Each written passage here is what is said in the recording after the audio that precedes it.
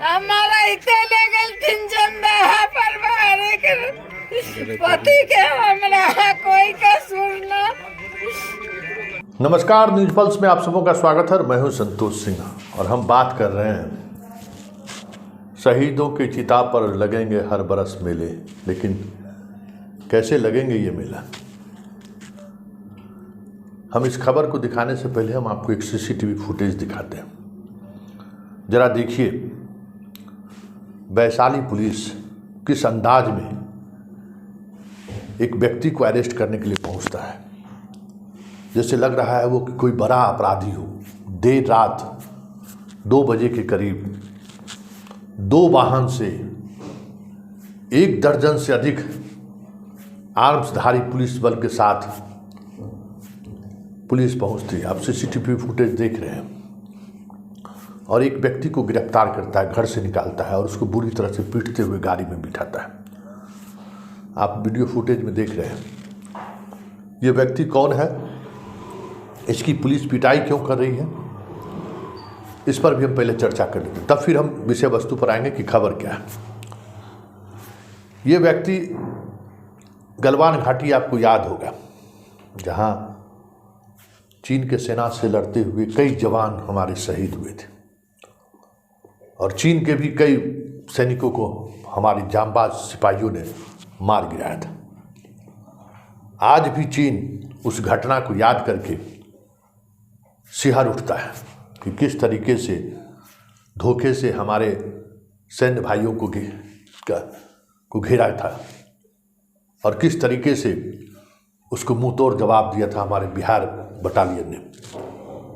उसी बिहार बटालियन में एक जांबाज सेना था वैशाली जिले का, जय कुमार। जी हाँ, ये अंधेरे में जिस व्यक्ति की गिरफ्तारी कर रही है पुलिस पीट पीट कर, वो जय कुमार का पिता है। इसके और भी बेटे हैं जो सरहद पर सीमा की सुरक्षा करते हैं। इसकी गुनाह यही है कि इसका बेटा जय किशोर जब शहीद हुआ तो उसकी शहादत पर आंसू बहाने वाले जो नेता आए थे, उन्होंने एक प्रतिमा का अनावरण कर दिया। उस अनावरण में अभी वर्तमान में जो बिहार के उप मुख्यमंत्री हैं तेजस्वी यादव भी पहुंचे थे। जिस वक्त घटना घटी थी, सुशील मोदी से लेकर तमाम बड़े नेता वहां पहुंचे थे। हुआ ऐसा कि जहां हमारे शहीद जवान का मूर्ति स्थापित किया गया, वो जमीन बाद के दिनों में एक विवाद में उलझ गया और विवाद इस तरीके से उलझा कि शहीद के पिता पर SC/ST एक्ट के तहत मुकदमा दर्ज हो गया और फिर उसी मुकदमों के सिलसिले में एक शहीद की प्रतिमा बनाने को लेकर हुए मुकदमे में बाप को इस तरीके से बेरहमी से पीटते हुए पुलिस गिरफ्तार करके जेल भेज दिया है। ये कोई नई बात नहीं है, बिहार में आए दिन यही होता ही रहता है। लेकिन सवाल यह है कि एक शहीद के पिता के साथ जिस तरीके का व्यवहार पुलिस ने किया है, ये बड़ा सवाल है। क्योंकि रात के अंधेरे में राइफल के सायों में इस तरीके से एक शहीद के पिता को पुलिस गिरफ्तार कर रही है, जैसे लग रहा है कि कोई बहुत बड़ा अपराधी है। जमीन को लेकर विवाद हुआ था, उस विवाद के मसले को भी सुलझाया जा सकता था। स्थानीय प्रशासन जितनी तत्परता दिखाई, उतनी तत्परता अगर जमीन के इस विवाद पर को लेकर दिखाई होती तो आज ये समस्या ही नहीं होता। जरा सुनिए DSP साहिबा क्या कर रही हैं।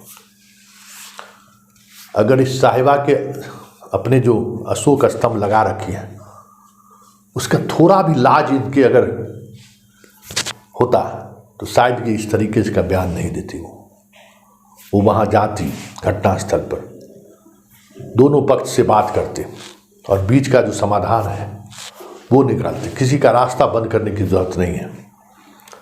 लेकिन इसका ये भी मतलब नहीं है कि किसी शहीद के प्रतिमा को लेकर विवाद हो और उसमें उसकी बाप को इस तरीके से पिटाई करते हुए जेल भेज दिया जाए। ये भी कहीं से सही नहीं है।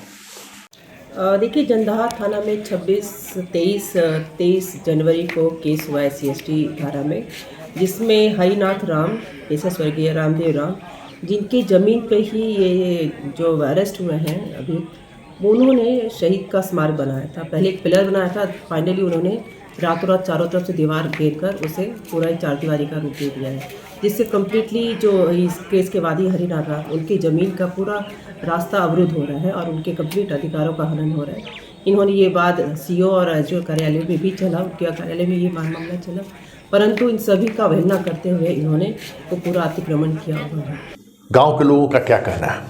वैसे राजनीति करने वाले लोग तो पहुंच ही गए हैं। कल रात में हुआ जो थाना पर भारी साहब आए थे 3-4 गाड़ी से, और पिताजी को यहाँ से अरेस्ट कर लिए, और अरेस्ट जो है घींचते घांचते और 2-3 फैट पीछे से चला भी दिए हैं। और गाड़ी में यहाँ से जब अरेस्ट कर ले गए हैं तो अभद्र माने गाली दिए हैं, गाली गलौज जो बोलना नहीं चाहिए कैमरा के पास। अगर इस मामले में इस परिवार को अगर इंसाफ नहीं मिलता है, अगर मूर्ति की स्थापना नहीं होती है, तो हम लोग आंदोलन करेंगे। हम लोग कमर कस लिए और हम लोग इसलिए भी प्रतिबद्ध हो गए हैं कि इस मूर्ति की स्थापना और इस स्थल का ढलाई का कार्य पूर्ण करवा करके ही मानेंगे। और अपने तरीके से राजनीति भी कर रहे हैं। कई संगठन पहुंच गए हैं और संगठन वाले अपने अंदाज में बात भी कर रहे हैं, लेकिन सवाल संगठन और उसकी सियासत का नहीं है। सवाल है कि हमारे प्रशासनिक अधिकारियों की संवेदनशीलता किस स्तर तक है, क्यों इतने ये संवेदनहीन हो गए हैं।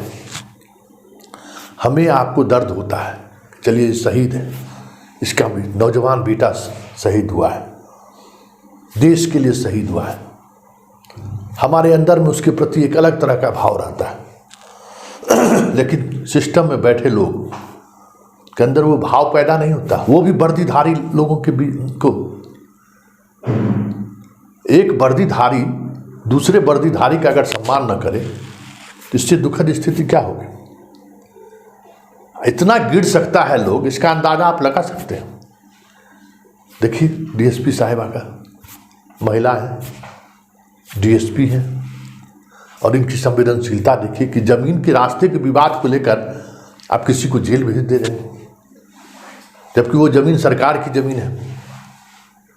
तो ये समझने की जरूरत है, और इस संवेदनशीलता के सहारे इस मुल्क के मिजाज को भी समझने की जरूरत है कि जब सत्ता के शिखर पर बैठा व्यक्ति अहंकारी और मदमस्त हो जाता है सत्ता के अहंकार में, तो उसका प्रभाव कैसे निचले स्तर तक के अधिकारियों पर पड़ता है, उसकी एक वानगी आप देख लीजिए।